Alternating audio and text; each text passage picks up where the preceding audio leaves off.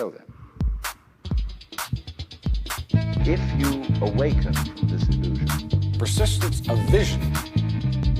Ladies and gentlemen, welcome to the Persistence of Vision podcast, inspiring conversations on land, sea, in the air, and yes, even in outer space. Hello, folks. I am Lance Fever Myers. And I am LB Dio. This is the POV-Publishing podcast. If you want to check us out online, it's POV-Publishing.com. There you can read comics by world-class artists. You can read essays. You can read poetry. You can check out the links to all our past podcasts, and you can check out the link that takes you to go purchase my novel, Why So Much, that came out last June. Please do it. It's a great, great book, isn't it, LB? It's the greatest book, and if you haven't read it, you're a damn imbecile. I pity you, and I pity you, but my pity only goes so far. Well, speaking of fools, you have a book coming out too, don't you? Yes, I do. I have a book called The Goddamn Fool coming out on the 21st. Come join us at Malvern Books, 7 p.m. on the 21st to release The Goddamn Fool. Everybody who's anybody is going to be at Malvern Books on September 21st that night at 7 o'clock. LB's going to read some selections, and he's going to sign books, and it's going to be a great time. Yeah, refreshments.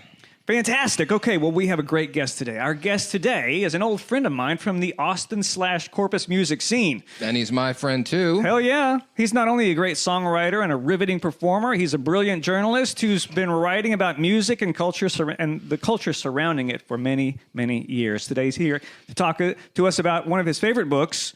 And one of ours. And one of my absolute all-time favorite books. I was so excited to hear that that's what he wanted to talk about. It is Fear and Loathing in Las Vegas by Hunter S. Thompson. Say hello to Tim Stegall. Hey there, Lance. Hey, laughing boy, as you introduced yourself to me all those years Laughing ago. boy. Right. Yes. And I got to say, I'm probably an imbecile. You need to get me your book, man. Oh, well, we will get you a copy, absolutely. You're not the first imbecile we've had here on the show. Yep. And hey,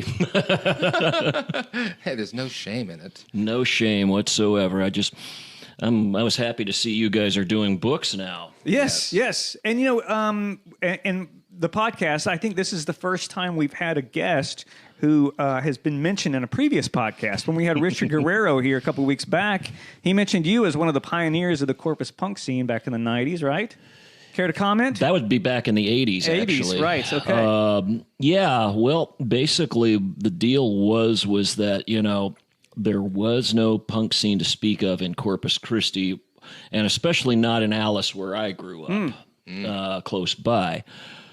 Patti Smith came through in 78. I was at that show when I was 12. That was my first. Nice. Seriously, that was Nice. my just before I turned 13.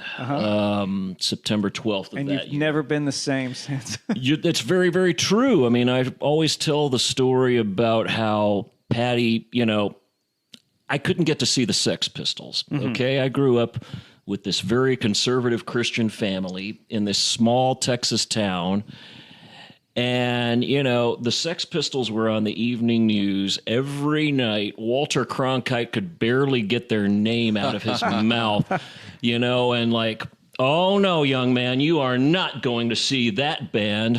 But I could get away with seeing somebody with a name like Patti Smith. Okay. Patti Smith You know. sounds like a folk singer. Exactly. The thing was, what Mom and Dad did not realize was that the first words out of Patty's mouth that night were, Jesus died for somebody's sins and not mine. You can say that in a song? Yes, you can. I mean, that was a big, important thing, you know. The next year I saw The Clash up here at the Armadillo. Right. And that was officially the show that made a punk rocker out of me. Okay. That was what made a musician out of me. I'm watching Mick Jones jumping around in, you know, rockabilly clothing with a ducktail haircut. And he's got a Les Paul custom, you know, down around his crotch. And he's doing these Pete Townsend leaps. And I'm just looking up and thinking, that's what I want to be when I grow up. Right. And, but, you know, Corpus, yeah, Patti had come through. We'd had people like the Members and Iggy Pop coming through, but not a lot. There wasn't really a scene. There was a band called Zip that were doing something very akin to the Dead Boys. And they used to get themselves booked on like C101 Battle of the Bands, and they'd be wearing ripped up Judas Priest T-shirts and throwing dog food at the audience, and the Corpus Christi Police Department had to escort them out of the venue, actually. Wow. Yeah. But there wasn't really a scene per se, but about 1985, you started noticing other hands reaching for that Black Flag record at that record bar in the Sunrise Mall in Corpus Christi, reaching for DOA. And summer of 1986, or spring actually of 1986, I wrote a scene report for Maximum Rock and Roll for a scene that did not exist. Nice. I completely made this up because there were groups of us that knew each other. It's like, okay, there's something that could happen here. And at the end of it, I wrote, and this is one of my first nationally published things, by the way. I wrote, if you want to book a show down here, give me a call. I listed my number. 2 days later, I get this phone call as I'm trying to wash dishes. Hey, Tim, this is Eric Tunison. I'm the drummer for De Kreutzen. What? Wow. So I'm getting a hold of these guys who are friends of mine, like Adam Grossman, later of Anchor Watt. Danny Lohner was also later in Anchor Watt, and he eventually ended up in Nine Inch Nails. Was Adam Grossman Screw? Adam Grossman? Later on he did Screw and then ended up in Ministry and all of that. Right. Still a good friend of mine. Yeah, I see him around sometimes. And, there's about 10 of us. We just pulled $10 together. We rented the Galvan Ballroom. And which was, an old 40s ballroom that like big bands used to play at. Had a sprung dance floor and all that, going on. And we got a local new wave covers band. I think it was the Little Ducks from Mars who provided the PA for that night. We needed a band to open. So I talked to a friend of mine named Steve Fish, whom I think you two might know. He played bass. We found a drummer named Tommy Godley. Of course, I renamed him Tommy Ungodly because we were a punk rock band. Yeah, punk rock. I had songs. I had a Les Paul. I had a Fender Super Reverb and a MXR Distortion Plus. That was the beginning of the Hormones. And that was my first gig. That was the first really official punk rock show in Corpus Christi, Texas. I mean, that began a scene. There were 100 people that showed up to that show. I think we charged $4 at the door. We ended up giving all $400 to De Kreutzen because, their tour van had busted in Memphis and they had to rebuild the engine. Crazy. And, So we didn't get paid for our first show, and that was voluntarily so. We wanted to make sure De Kreutzen had something to get back home on. It was the last date of the tour, but I like how you said so you wrote about a scene before the scene existed, and I think that's a great little segue into talking about what has become known as Gonzo journalism. Right? It's like writing and including yourself in the work, including your own emotional state, right? Sort of violating the rule that the reporter is not supposed to be part of the story. Right. You have to understand, you need a little history about what Gonzo was and what it came out of. School us. Basically, Gonzo journalism is to what was called the new journalism that as hardcore was to punk rock. It was more extreme.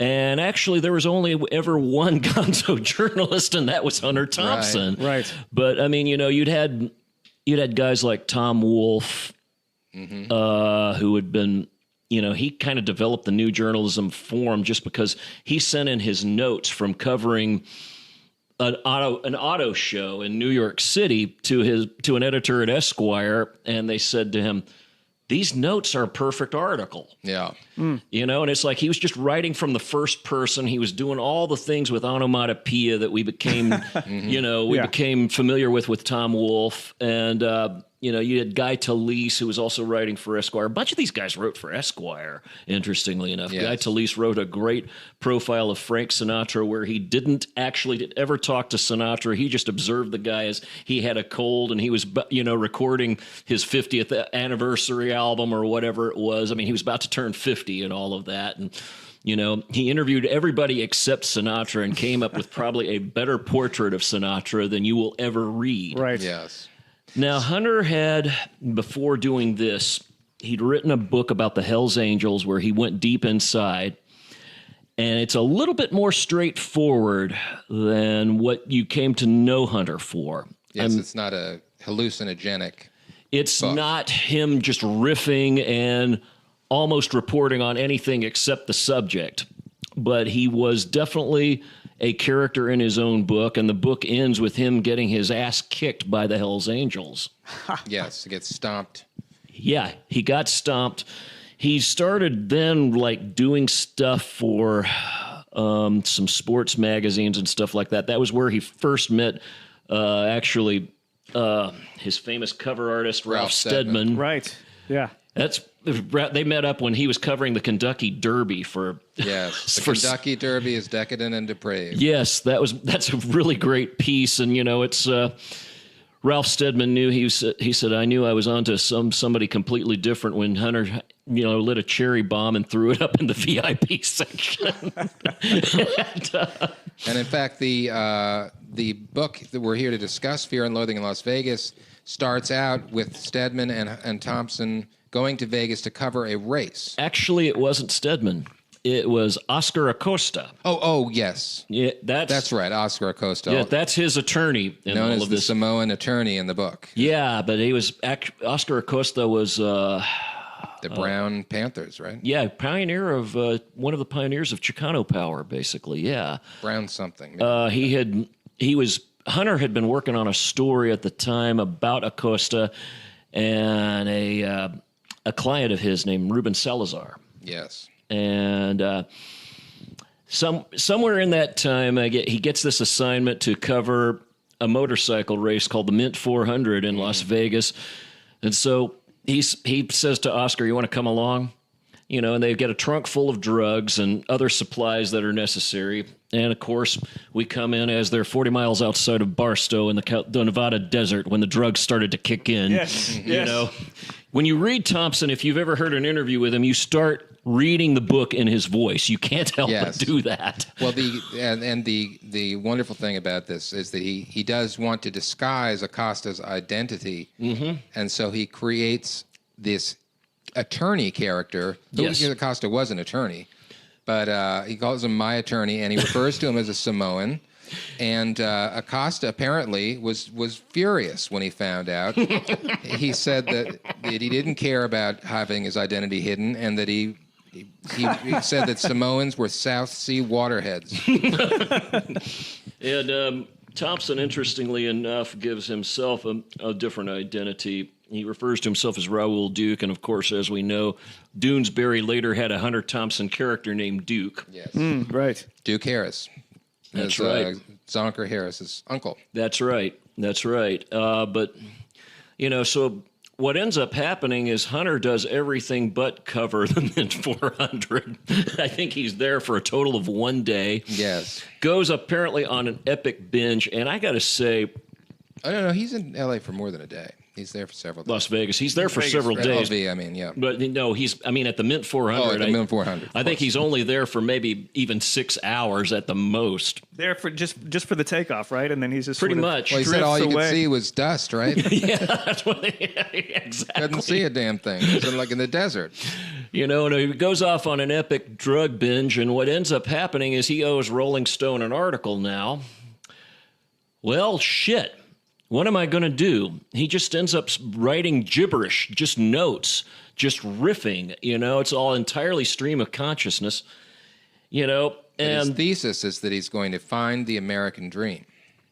Yes. Whether he does or not is up to debate, but it's, it's a hilarious read and a very substantial read, even though, he's basically doing the equivalent of a freshman trying to write his thesis, and he's not spent an hour in the library, but he sure has drunk a lot of beer and taken a lot of speed. Right. But you got to wonder, reading something like this, how much. Well, okay. First of all, how much is true?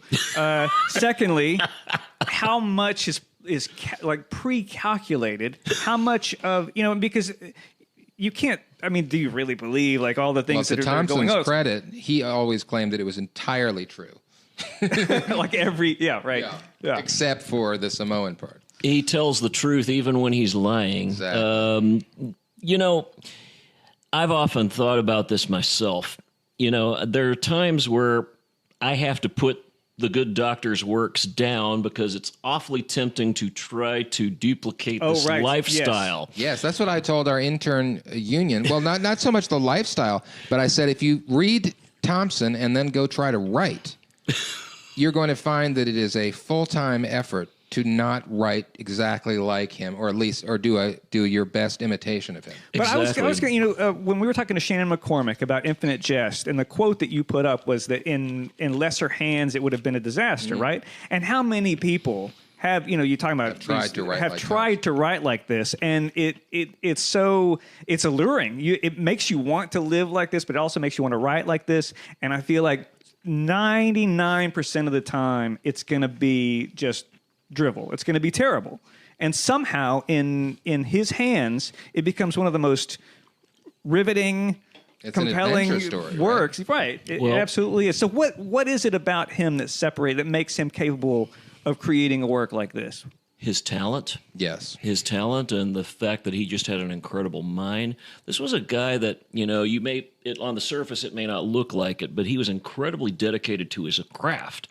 I mean, he lived it. He really was. I mean, apparently as a young man, he would retype novels like The Great Gatsby and works by Hemingway so he could figure out how these guys constructed their books, how they constructed a sentence. I mean, essentially, he was doing cover versions of of his favorite author's greatest hits. Yeah. One thing I was going to bring up a while ago, I have to wonder how much the chronicles of his so-called decadence was exaggerated and how much was true. Because I don't know if you could even have the modicum of discipline that he had to be able to write this stuff and, take all these damn drugs and, drink as much as he did. I mean, he was an excessive figure. He was almost, I think he definitely, I know he looked up to Ernest Hemingway quite a bit, and he probably wanted to live up to, Hemingway's sort of, tough guy, larger than life macho image. It was Hemingway that said, write drunk, edit sober. Which I'm pretty sure Hunter followed. Right.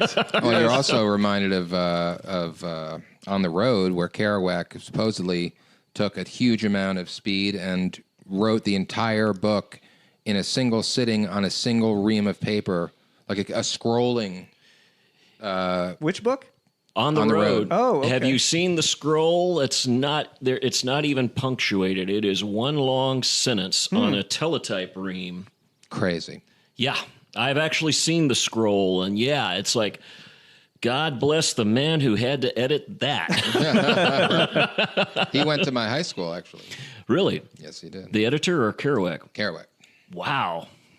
But for all the sensationalizing that he does in this book, and for all the adventure and crazy wacko stuff, at the heart of it, there's a nostalgia. There's a melancholy, like a feeling of loss, right? This man was a patriot, believe it or not, Yeah. and he was seeing the America that he loved being destroyed by Richard Nixon, by the silent majority, by the forces of the right, and he was trying to look for the original free America, the land of liberty, and he was greatly dismayed by things like the Vietnam War. He was, and that is definitely at the heart of this book. Maybe you could read us a little excerpt. I actually could, because we were talking about that earlier, and it's in chapter 8. it starts out, basically him, and they'd never named the name here, but you can tell he's trying to hit up a neighbor of his, Timothy Leary, for some acid. He hasn't tried acid yet, and apparently that doesn't go too well. It's a flashback. But yeah, he goes back to he ends up going on to talking about how when he finally scored. He says, so I stuck with hash and rum for another 6 months or so until I moved into San Francisco and found myself one night in a place called the Fillmore Auditorium. And that was that. One gray lump of sugar and boom. In my mind, I was right back there in the doctor's garden. Not on the surface, but underneath, poking up through that finely cultivated earth like some kind of mutant mushroom. A victim of the drug explosion. A natural street freak just eating whatever came by. I recall one night in The Matrix when a road person came in with a big pack on his back, shouting, "Anybody want some LSD? I got all the makings right here. All I need is a place to cook." The manager was on him at once, mumbling, "Cool it, come on back to the office." I never saw him after that night, but before he was taken away, the road person distributed his samples, huge white spanules. I went into the men's room to eat mine, but only half at first. I thought, good thinking, but a hard thing to accomplish under the circumstances. I ate the first half, but spilled the rest on the sleeve of my red Pendleton shirt. And then, wondering what to do with it, I saw one of the musicians come in. "What's the trouble?" he said. "Well, all this white stuff on my sleeve is LSD. He said nothing, merely grabbed my arm and began sucking on it. A very gross tableau.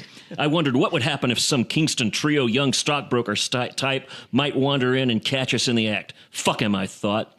With a little bit of luck, it'll ruin his life, forever thinking I was just behind some narrow door in all his favorite bars. Men in red Pendleton shirts are getting incredible kicks from things he'll never know. Would he dare to suck a sleeve? Probably not. Play it safe. Pretend you never saw it." But then it starts to get really poignant. Strange memories on this nervous night in Las Vegas. 5 years later, 6, it seems like a lifetime, or at least a main era, the kind of peak that never comes again. San Francisco in the middle 60s was a very special time and place to be a part of. Maybe it meant something. Maybe not in the long run. But no explanation, no mix of words or music or memories can touch that sense of knowing that you were there and alive in that corner of time and the world, whatever it meant. History is hard to know because of all the hired bullshit, but even without being sure of history, it seems entirely reasonable to think that every now and then the energy of a whole generation comes to a head in a long, fine flash for reasons that nobody really understands at the time, and which never explain in retrospect what actually happened. My central memory of that time seems to hang on 1 or 5 or maybe 40 nights, or very early mornings when I left the Fillmore half crazy and instead of going home, aimed the big 650 Lightning across the Bay Bridge at 100 miles an hour wearing LL Bean shorts, and a Butte Shepherders jacket. Booming through the Treasure Island tunnel at the lights of Oakland and Berkeley and Richmond, not quite sure which turnoff to take when I got to the other end, always stalling at the toll gate, too twisted to find neutral while I fumbled for change. But being absolutely certain that no matter which way I went, I would come to a place where people were just as high and wild as I was. No doubt about all of that. There was a madness in any direction at any hour, if not across the bay, then up the Golden Gate or down 101 to Los Altos or La Honda. You could strike sparks anywhere. There was a fantastic universal sense that whatever we were doing was right and that we were winning. And that, I think, was the handle, that sense of inevitable victory over the forces of old and evil. Not in any mean or military sense. We didn't need that. Our energy would simply prevail. There was no point in fighting on our side or theirs. We had all the momentum. We were riding the crest of a high and beautiful wave. So now, less than 5 years later, you can go up on a steep hill in Las Vegas and look west, and with the right kind of eyes, you can almost see the high water mark, that place where the wave finally broke and rolled back. It's beautiful. Hunter Thompson. Beautiful. The late great. He's a major reason I'm a writer. Him and Lester Bangs and Jack Kerouac. And this is a big reason why. So when was the first time you read this? Oh, 1991. I was 24 years old. I was about 6 months away from moving to Austin, actually. And yeah, that had a profound effect on me. I was already a working journalist, working nationally for Flipside and for alternative press and things like that. But yeah, that had an immediate impact on the way I wrote. Right. Do you feel like that there are certain subjects that lend themselves to writing like this and certain subjects that shouldn't be written about like this? I don't know. I think you should write everything from that perspective, to be honest. And I frequently have a battle with my own editor at the paper I won't mention, which is my major employer. They're not so fond of, he's not so fond of Gonzo Flights of Fancy, but, it's like, yeah, it's just more honest to me. I feel like, especially rock journalism, it's not supposed to be objective. Right. It should be subjective. You're basically stating your opinion on things. Sure. I don't know. I could see why maybe somebody like a Newsweek or a Time wouldn't have hired Hunter. It had to take a very special publication if you wanted Hunter Thompson writing for you about anything. Yeah. You were going to have to put up with all of this. It's almost like hiring someone to create a work of art rather than an actual... Yes. Well, because the fact is the man was a journalist. He was not a novelist or something, right? And so he clearly had a niche. There's no way he was going to go and write for the New York Times. It would be absurd. He was practicing a form of journalism that was really his own, he was proudly dispensing with any pretense of objectivity, which in a way is very admirable because we know as human beings that we can never be objective.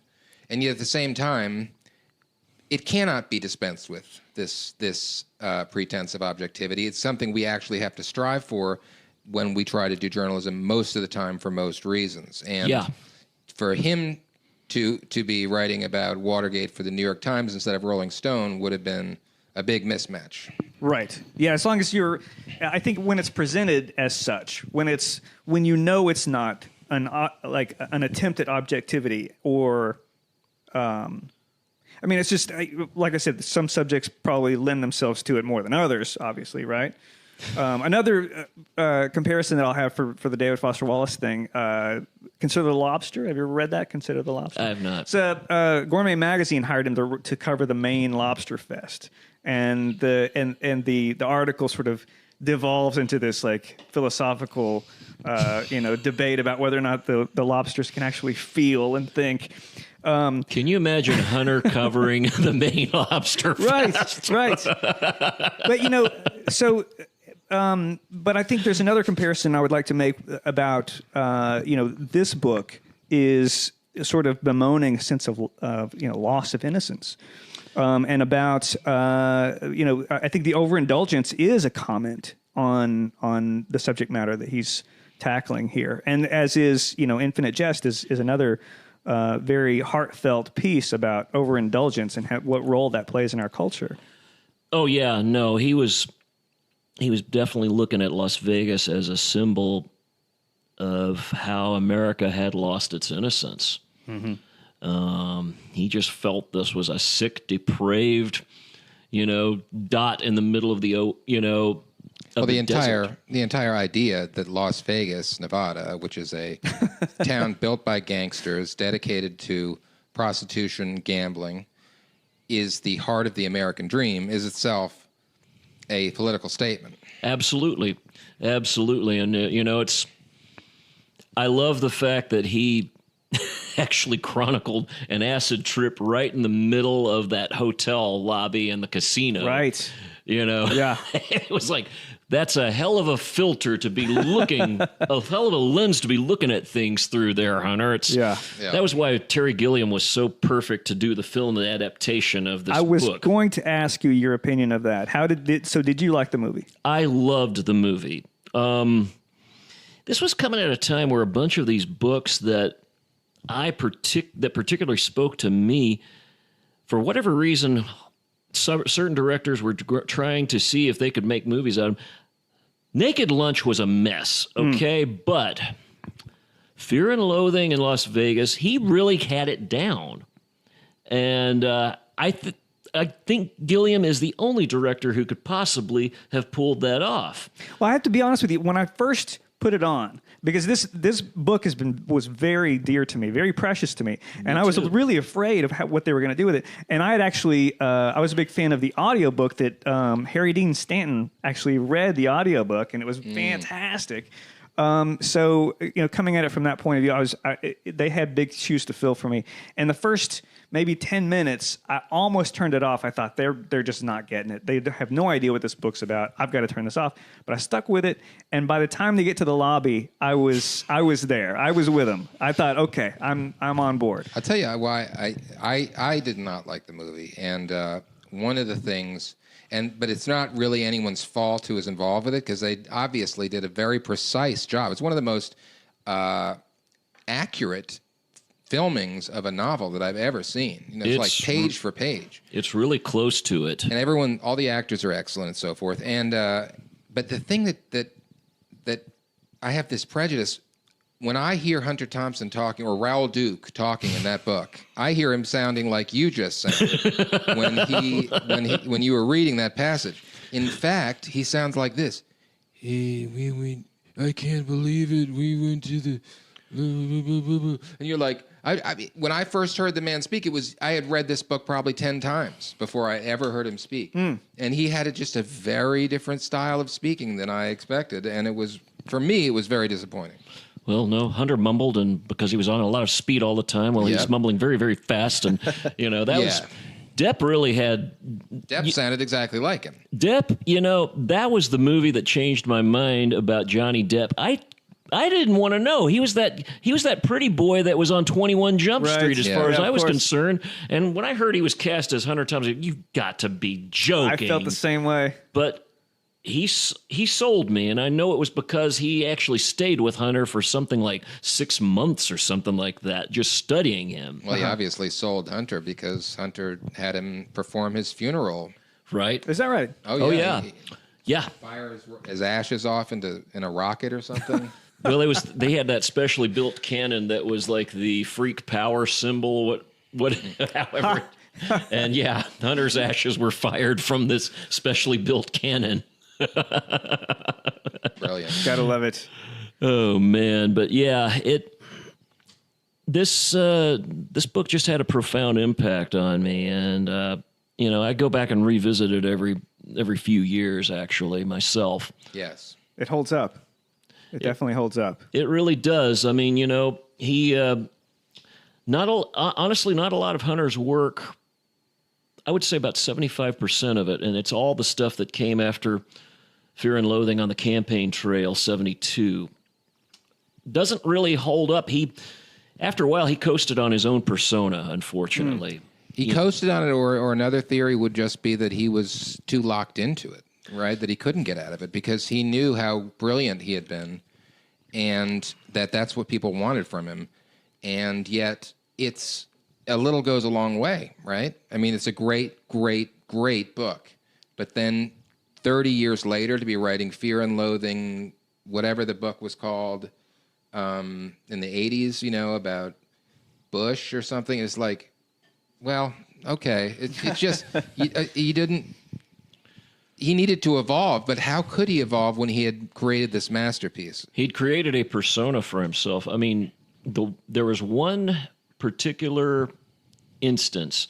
I think he needed a good subject to inspire him, to be honest. Yes. The best thing that I'd seen him write before he died was about 10 years before he died. Richard Nixon dies, and Rolling Stone does a special issue on Richard Nixon, and all these people are lauding Richard Nixon as this great statesman. Yeah. Then they turn Hunter S. Thompson loose on Nixon. And if I recall correctly, his first words were, "I have come not to praise Richard Nixon. I've come to rip the brazen fucker right out of his grave and stomp all over his entrails, that venal fuck." It was pure vintage Thompson. And although, of course, the one time they met, he had a positive experience with him talking about football. They talked about football. College football. Yeah. The Redskins. One thing they had in common, they were both incredibly passionate, serious students of college football and in sports in general. Thompson was a gambler and a fanatic for sports. Absolutely he was. Like I said, he was really very much a man's man. I mean, really, yeah, you'd think from a casual, even listening to this episode, you might get the impression that Thompson was a hippie. No. That he was a flower child or something like that. It was just the opposite. He was a motorcycle-riding, gun-toting lunatic. Yes, he was. He loved guns. He loved them. He loved to shoot them. He would do things like put up gongs all over his lands in Colorado and shoot them all morning, just to the great consternation of his neighbors. Yes, exactly. At Owl Farm up there in Colorado, where apparently he never paid a cent of rent. He had some sort of agreement with his landlord, and he just lived there rent-free his entire life. Brilliant. What made a lot of sense to me when we invited you to come on and you had suggested talking about this book, it hit a chord. I think this was a perfect subject for you.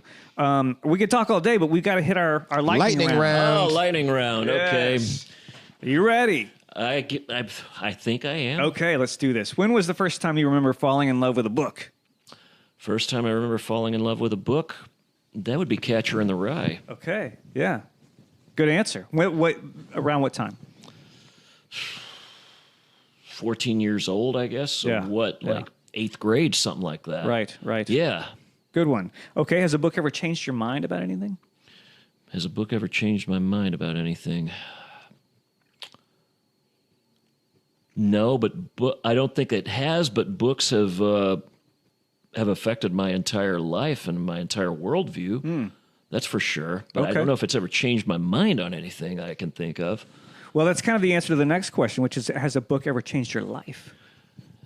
Every book I've ever read probably has. But yeah, this one changed my life. On the Road changed my life. Howl by Allen Ginsberg, that little collection of the poems that came out on City Lights, that changed my life. England's Dreaming by John Savage. Right, yeah. That's the best punk book in my opinion, and it's kind of a role model for the book I'm currently writing. Hey now. That's What's what your we book need. called? It's going to be called You Never Understand What We're Trying to Say. I am writing the history of Austin punk rock from 75 to the present. It's being serialized in the Chronicle, much like Fear and Loathing was in Rolling Stone, as well as Bonfire of the Vanities, and that was kind of what my editor had in mind. Nice. And the first chapter ran last month in 2 parts. I was on Rocky Erickson, Doug Somm, and the first Austin Punks record, which was Two-Headed Dog. Wow. I love it. That's great. So do you have an ETA for when the book will be finished? A long time from now, but we're writing. As I keep telling people that I'm contacting for interviews, I'm in 1975 still now. But gotcha. Next chapter should be up in November. Okay. It's going to be on the untold history of Austin glam rock. Actually, Nice. Wonderful. Okay, so has a book ever made you cry? Girl Interrupted. And The Bell Jar by Sylvia Plath. Bell Jar. Yes. I like it. Okay. Name a book that you've read more than once. England's Dreaming by John Savage. Okay, of course. Absolutely. Of course. Right. And this one, yes. Fear and Loathing in Las Vegas. Right. Keeps you coming back. Do you have any poetry committed to memory? That's the big one. I have a snippet of one that I can think of right now. I saw the best minds of my generation destroyed by madness, running hysterical through the Negro streets of dawn. That's Ginsberg. Howl. Yep. Howl. Right. America, go fuck yourself with your atom bomb. Fantastic. That concludes our lightning round with Tim Stegall. Thanks for being here. Yes, thanks to Tim Stegall. Thank you for having me, guys. Anything else we need you. to promote here? Anything else we want to talk up? When is this running? Very soon, next couple days. Next couple of days? Well, Thursday night, Carousel Lounge, Tim Napalm's birthday bash. Yay! I'm 54 on stage at the Carousel this Thursday night. Fantastic. Okay. And going to be joined by my old colleague, Ron Williams, who began the Austin version of the Hormones with me. Nice. We're going to be, as we joke every year, it's going to be two old guys giving each other shit and sweating to the oldies. And then there's a couple of side projects that are going to be opening the show. The Friends of Ron Reyes, that's basically our version of a classic Hermosa Beach punk band that are playing across town. All right. We will not name names. And the Ruptured Scumbags, the worst cover band you could ever imagine. I love it. How do you make a hormone? Oh, God, you would have to ask me that one. Let's see. How many times is that I've been asked that one? How do you make a hormone? You tell me that joke. Oh, beautiful. You invite De Kreutzen to Corpus. That's how you make a hormone. That's right. You're correct. So that's September the 12th? September the 12th, Carousel Lounge. Fantastic. I love it. What else, LB? Well, just a reminder, in addition to the Carousel Lounge, we have on the 21st of September the release of The Goddamn Fool by me.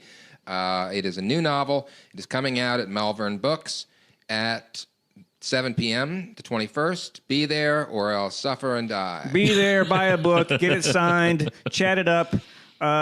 And in the meantime, while you're waiting, you can go to our website, which is POV-Publishing.com. There you can read essays, poetry, comics. You can follow the link to any of our podcasts and the link to Amazon.com, where you can buy my book, Why So Much, by Lance Myers. I think you'll be pretty surprised and impressed if you go to POV-Publishing.com. There really is some fantastic writing and some really terrific comics in addition to this great podcast and the Why So Much. Go. Love it. Go and do likewise. Thank you to Union Brooks for his intern excellence. Thank you, Tim Stegall. Always a pleasure. Great to see you again. Great to see you, man. It's been, 25 years? 25 years, is that all? Yeah.